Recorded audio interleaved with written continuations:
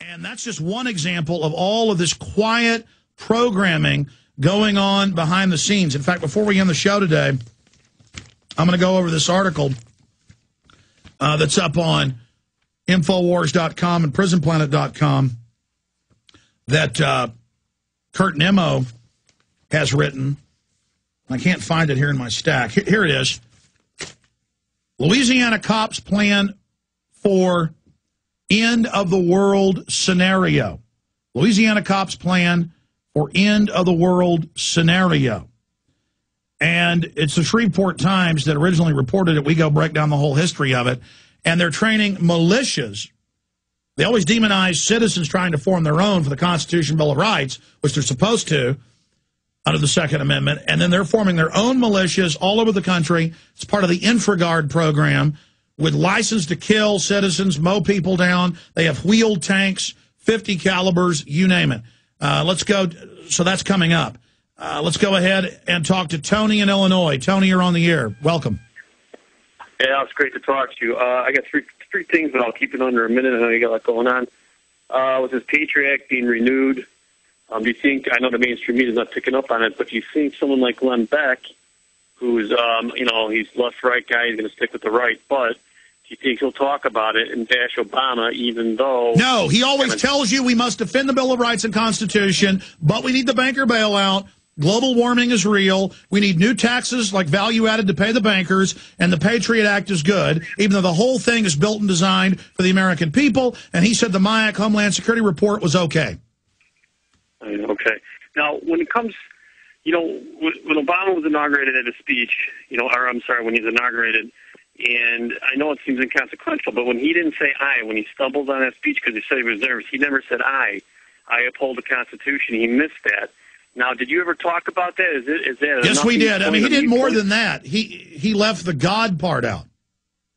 Exactly, and I think that kind of absolves him in a way of basically him going against the Constitution. And then they had a secret ceremony. In fact, pull up Obama's swearing in, cue it right up to where he messes it up. And then he had a secret swearing in, and people think, oh, that's an accident. No. He, on purpose, is setting the precedent here for global government. Violating, Article 1, Section 3. He became the first U.S. president to chair the UN Security Council. And CNN said, my gosh, president of the world, unprecedented world government. And Henry Kissinger was there, and when he did it, everybody's mouths were hanging open. They're setting the precedent, violating the Bill of Rights and Constitution, and I agree, he didn't do the oath correctly on purpose. Go ahead. I want to say, you know what else I want? It's almost like science fiction, but you know what? Every time you turn around, they're trying to do something else. But my last point, have you ever thought about trying to get your show on like a satellite radio, like Sirius satellite radio? Sir, they re-air, thanks to a lot of listeners asking, the Friday show for 4 hours on Saturdays, and I just got the word that the next month we're going to be on live 5 days a week because they just can't stop the signal anymore, and it's pretty much a done deal. Are you prepared to take the oath, Senator? I am. I, Barack Hussein Obama, do solemnly swear. I, Barack Hussein Obama, do solemnly swear. That I will execute the office of President to the United States faithfully. That I will execute the office of President of the United States. The office of President of the United States faithfully. And will, to the best of my ability. And will, to the best of my ability. Preserve, protect, and defend the Constitution of the United States. Preserve, protect, and defend the Constitution of the United States. So help you God? So help me God. Congratulations, Mr. President. All the best wishes.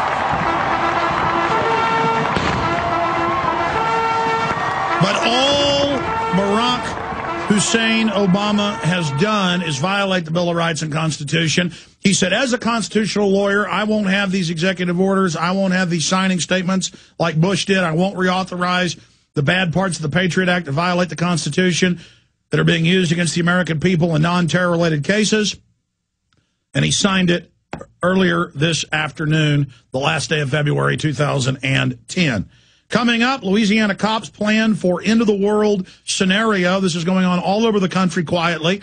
We're going to break down the preparations for full-bore martial law. If we expose it, they may not be able to go to it during the financial collapse they're planning in the next 16 months. Let's go ahead and go back to the calls. There's so many on hold. Who's up first here? Al in Oregon. Thanks for holding her on the air. Thanks, Alex.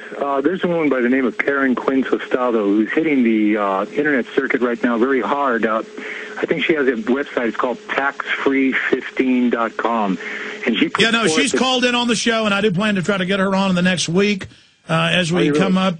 She wants in April, starting April 15th through the 18th, to have people have a national strike? Yeah, she's got a very compelling case for economic boycott. And she's very articulate, and I've told my producers we're going to get her on. Well, that'd be great. I think it would help out a lot. Thank you. Anything else? No. Maybe those 50 caliber machine guns by those volunteers could be turned around on that swivel. Well, the founding fathers did stuff like that they were evil. We need to let foreign banks rob us. No, we need to fix things peacefully, ladies and gentlemen. But the system is gearing up to force us into violence, which is what they want. So we want to not have violence, ladies and gentlemen. Let's go ahead and talk to Randy in Florida. Randy, you're on the air. Go ahead, Randy. I got a comment regarding Deborah Dina. There is a viable choice for your governor's race in the Constitution Party candidate. I hear you. I mean, I think people should vote for Deborah Medina, even if she doesn't look too good right now in the polls. It's still a big success that she's gotten between 16 and 20 points, depending on which poll you look at, Rasmussen and others. There's a Gallup poll as well, because the fact that a constitutionalist like her could get that many percentage points with very little funding was getting a lot of other people around the country to run on a constitutionalist platform. But all of her flip-flopping that 9/11 truthers are healthy and good and that she agrees with people's right to question, and then she says we're despicable and bad, that turned a lot of people off. And I talked to quite a few Austinites before I even covered that on Wednesday who over the weekend had heard her comments on talk radio in Dallas. It had made the rounds on the Internet. I was shown it Sunday and said, read this, and I didn't even listen to the audio. And once I did, I was outraged by it. But I'm still going to vote for Deborah Medina, but it means she could flip-flop if she got in. But we know she's better than Perry and, of course, some of the other people, Kay Bailey Hutchinson. Okay, let's go ahead now and go back to your calls. Let's talk to Chris in Florida, another caller from Florida. Welcome, Chris. Hey, Alex. Good to talk to you again. Good. I think we put two callers on at once, but go ahead. Sorry, that was my wife. She wanted to say hi. Hi. She says hi. Hey, Alex, I heard, and I wasn't at all surprised that Stephen King was in the know about everything, and that was because I had read. I'm like a year younger than you, Alex, and I think I was about 13 when I read The Running Man.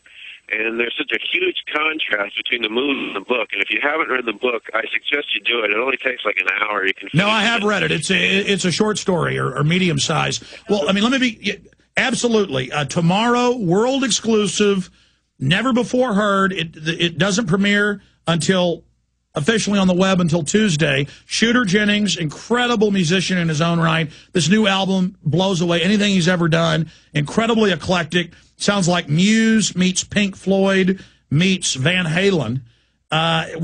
He said I could air the entire album tomorrow. I don't intend to do that, but we're going to play several songs in their entirety. We're going to play part of all 14 tracks.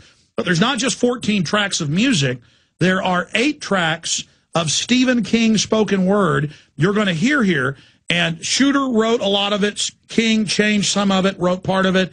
The spoken word you're going to hear. And I talked to him. We're working on getting King on, if not tomorrow. Probably not tomorrow because I was told he's out of town. But the next few weeks, King obviously is aware of the New World Order. He knew about it in the 70s and 80s. And The Running Man, made into a movie about a futuristic police state with kids spying on their parents and big telescreens, saying if you're caught out after dark, you'll be permanently detained, and Patriot Act type stuff. Look at all his books. The Stand, where an evil group releases a global flu to kill the majority of the population. If you read Roland, Deschain of The Tower, That all goes back to poetry. Child Roland to the Dark Tower came. Child is the name of an untested knight. In its medieval term, that's what it means. It doesn't mean a child. It means a knight on a quest against evil. And I've probably read, I don't know, 20, 30 more Stephen King books over the years. And so he knew about the New World Order when I was in diapers. But, yes, Shooter did tell me that he knows of the show, likes it, and has heard it, and likes what I'm doing. But Shooter Jennings will be on with us tomorrow. Stephen King is incredibly private. And so I'm not going to say any more, and I'm just going to leave it at that.